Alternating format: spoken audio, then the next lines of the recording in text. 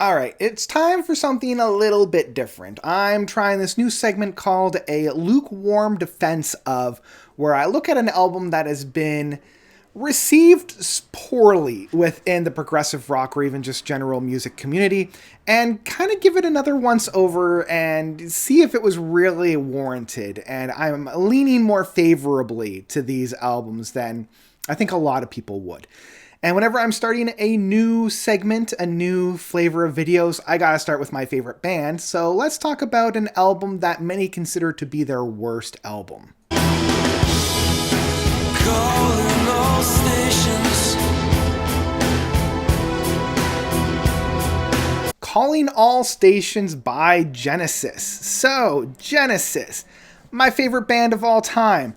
Getting their start in the late 60s, a bunch of school kids got together, decided to make some music, worked out pretty well, put out a couple albums. Some members left, some members stayed, new members came in, and we now have the lineup that I think Genesis is most well known for. You've got Phil Collins on drums and backing vocals, you've got Mike Rutherford on rhythm guitar and bass, you've got Steve Hackett on lead guitar, you got Tony Banks on keyboards, and you got Peter Gabriel on lead vocals.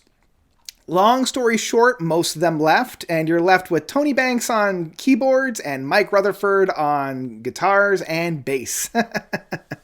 It's the mid 90s. Yeah, let's just push that fast forward button. We all know what happened with Genesis. Peter Gabriel left, Steve Hackett left, became a trio, and then Phil Collins at the end of the We Can't Dance tour was like, guys, I'm not feeling it anymore.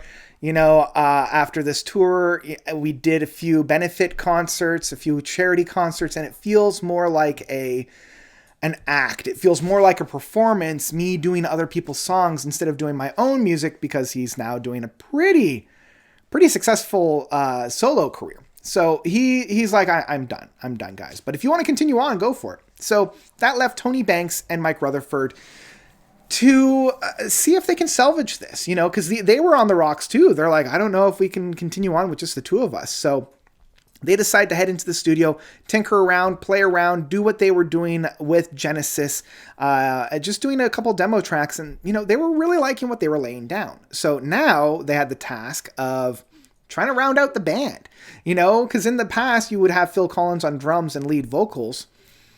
They couldn't rely on that. So the call out went for a new frontman.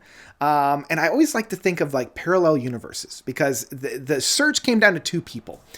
Ray Wilson, and of all people, may he rest in peace, David London, actually, from the Big Big Train, who he would then join later on. David, I always felt, probably, in terms of tone and vocal prowess, might have been the better fit. So I always kind of like to think in a parallel universe what Genesis's Calling All Stations would have sounded like with David on vocals. Now, apparently, Tony Banks sent a fairly long letter to David, just kind of saying, basically saying that he wasn't the pick that they went with. But yeah, instead they went with Ray Wilson. After hearing some of his own work, they decided that he was a better, different fit. And I will admit that between the two, Ray Wilson had a more different sound vocals than David. David had a very similar Peter Gabriel, Phil Collins feel and sound that would have been maybe a little too close to the mark, whereas Ray was a little bit more of a rock influence, like a straight up rock sound. They brought Ray in to work on the lyrics because, neither Mike or Tony felt very confident on the lyrical work on that. They had the main structure of the songs down. They just needed Ray to help kind of flesh out the lyrics. So Ray came in and really kind of helped work with the boys to flesh out the lyrical content and, shape these songs to what they would be. The other thing that was kind of a little bit of a bummer in terms of the studio aspect was when they tried to get Daryl Stretler, who was their session and touring guitarist. He didn't seem all that excited about it. And when Chester Thompson was approached for a tour, he was a little bit hurt that he wasn't brought in as a full-fledged member, seeing as he was with them since the mid-70s. So I can understand why he was basically like, hey, you guys didn't want me in as an official band member. I don't really feel comfortable playing the gigs that we have set up before with our long history. So fair enough. One person that they did bring into the studio to help round this off, again, progressive rock has a close-knit community. It was Nick DiVergilo from Spock's Beard and as well as Big Big Train. And again, I always like to think like what would have happened if these guys came together and really kind of continued on. But let's put a pin in that. I'm going to revisit that. So now that they have the music all kind of flushed out and finalized and rejuvenized, how was the album received? To put it kindly, not very well. And that was always something that flabbergasted me because like I was 10 years old when this album came out, and I remember my dad picking up the cassette tape, and I remember really enjoying it. I think part of it was that I didn't have the big Genesis legacy behind me to kind of influence my thoughts, you know? And even to this day, because I was introduced to this album as Calling All Stations sans Genesis, I was able to develop a relationship with this album that didn't have that kind of tarnish behind it that I think a lot of music fans and a lot of Genesis fans do. But I still find it so fascinating. Even now, you know, being where I am in my life, I don't quite understand the hate that this album gets, that other albums seem, I don't want to say immune, but at least sidestep a little bit so that it just kind of hits them off, because I actually prefer this album. Like, I will say that this isn't their worst album. Abacab is an album within their discography, but I feel like the main weaknesses of this album are the same weaknesses that the predecessing album of We Can't Dance have.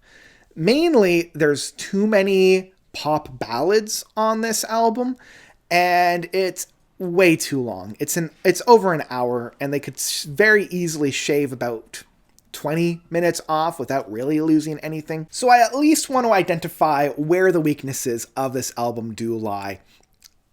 If I'm also being perfectly honest, this album's maybe about 3-4 years too old. Like, if this album had dropped in 1993, 1994, we would probably be having a little bit of a different conversation.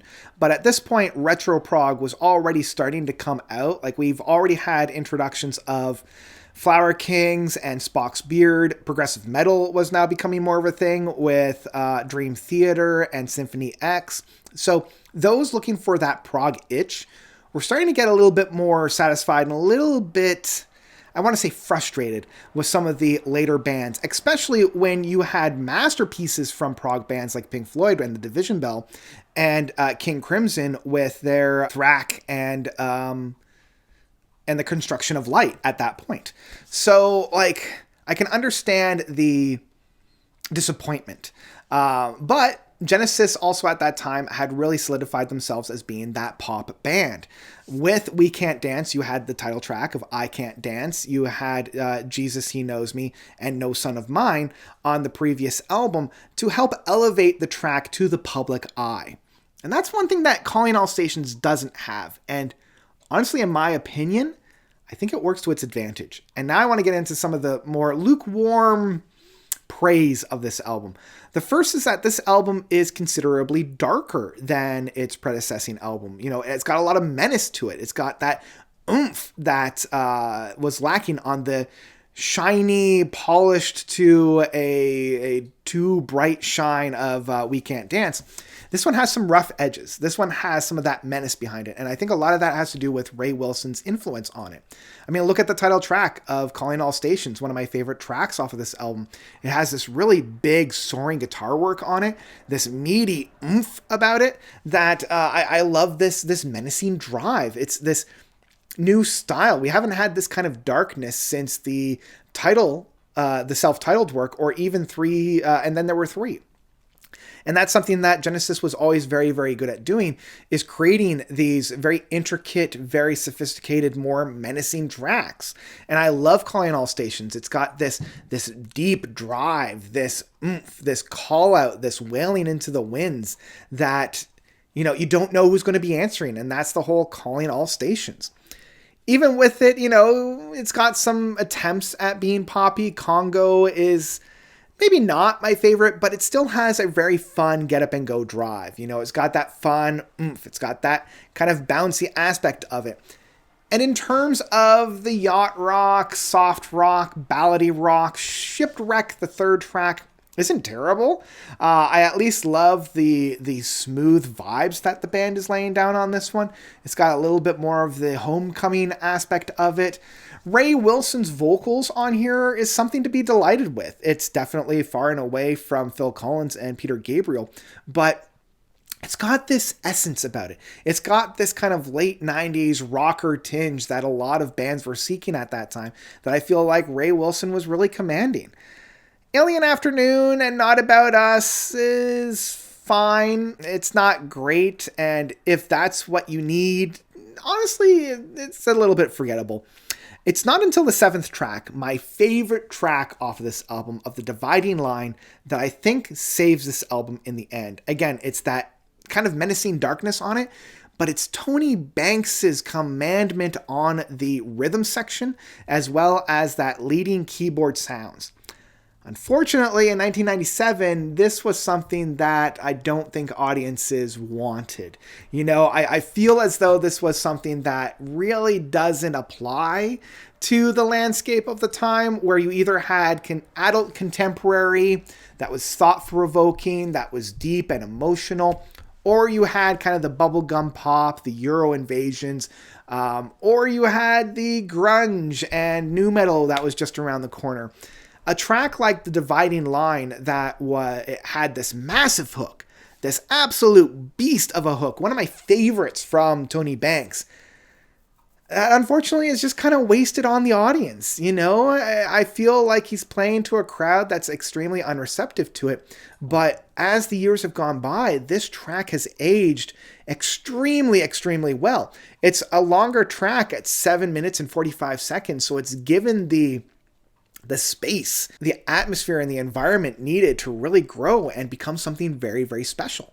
And this is something that can be found as well on the last 2 tracks. There Must Be Some Other Way and No Man's Fool is giving me vibes that I felt from The Dividing Line and The Fading Lights from the previous album. It's almost as if Tony Banks was commanding my favorite tracks from some of the more poppy records like The Brazilian or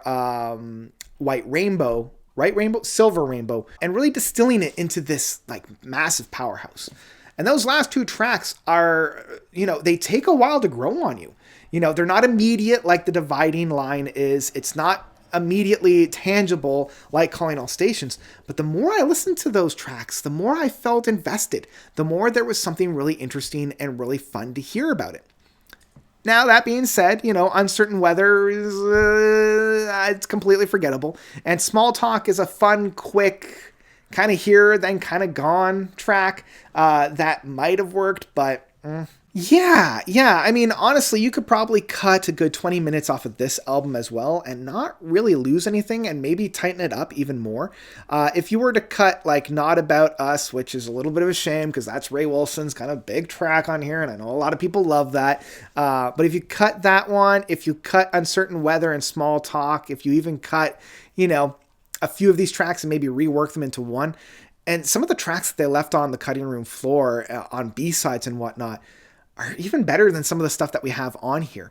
So unfortunately, when this album didn't chart and when the tour that they tried to go on was a massive flop and they actually canceled it halfway through, the boys decided, okay, we're not a band that puts out new records. We're a library band. We're a catalog band. We're a band that has solidified their songs. We're not going to make anything else.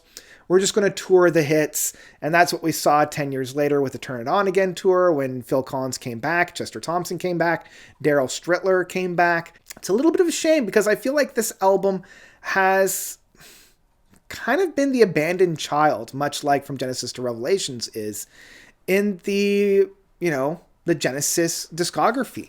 I really wish that they would have stuck with it, brought Ray much more into the actual writing of the album cycle, brought him in to get a lot of his new ideas in, because once we had the turn of the century, progressive rock with a lot of these legacy bands really turned themselves around, you know? King Crimson put out The Power to Believe. Yes, put out Magnification. So there was this renaissance when it came to progressive rock, and I would have loved to hear what Ray, Tony, and Mike was going to bring to the scene. I also really, again, I want to think about it a little bit. What would have happened if like Nick DeVirgilo and David Lungden had been selected to be like full-time players in the Genesis at this time? What they would have done, you know, because I would have loved to hear some of their musical influences within a Genesis recording studio, kind of like right at the beginning, you know? So this album is kind of plagued with the legacy of the past, because if you look at it at its own, it's not a bad album. It's actually a good album. It's just because you have that pantheon of Genesis with the Invisible Touch for the 80s pop and Selling England by the Pound for the 70s prog kind of standing in its way, you couldn't really enjoy it for what it was, which was a fun adult contemporary rock album. And in that sense, I think it worked very, very well. And I wish that they kind of stuck with it. And that's the other half. You know, if the first half is that it's plagued with its past, the second half is they abandoned the possible future of what Genesis could have been in this third iteration of the band. If you consider the Peter Gabriel 70s era as the first iteration, Phil Collins in the 80s as the second iteration, I would have loved to see what the Ray Wilson iteration in the 90s and 2000s could have been. But instead, they called it quits. And who can blame them? You know, when they weren't even selling out the smaller venues that they had to try to promote this album, that's a huge blow. You know, when you're top of the charts for 5-6 albums in a row, going to an album that didn't even yield a number one, I get it. The only thing I don't get is why so many people shit all over this album, because it's not warranted. Yeah, it's got some great tracks. You know, if you haven't had a spin of Calling All Stations in a while, give it a go. Listen to The Dividing Line. It's one of the best tracks from the late stages of Genesis. Listen to No One Man's Fool. It's got such a brilliant and beautiful ending chorus. Listen to the title track of Calling All Stations. It's got that menacing grip on it. It's an album that I think might be lost to time, and it's a shame because it really is that diamond in the rough. So, yeah, if you haven't listened to Calling All Stations in a while, pick it up, give it another spin. Yes, there are sour patches in it, but I don't know. It's, for me, it's quite endearing, and far and away not their worst. Again, if you want to listen to their worst album, listen to Abacab. So that's my thoughts. That's my saving grace for Calling All Stations. That's my lukewarm defense of this album. It's a lot better than people give it credit.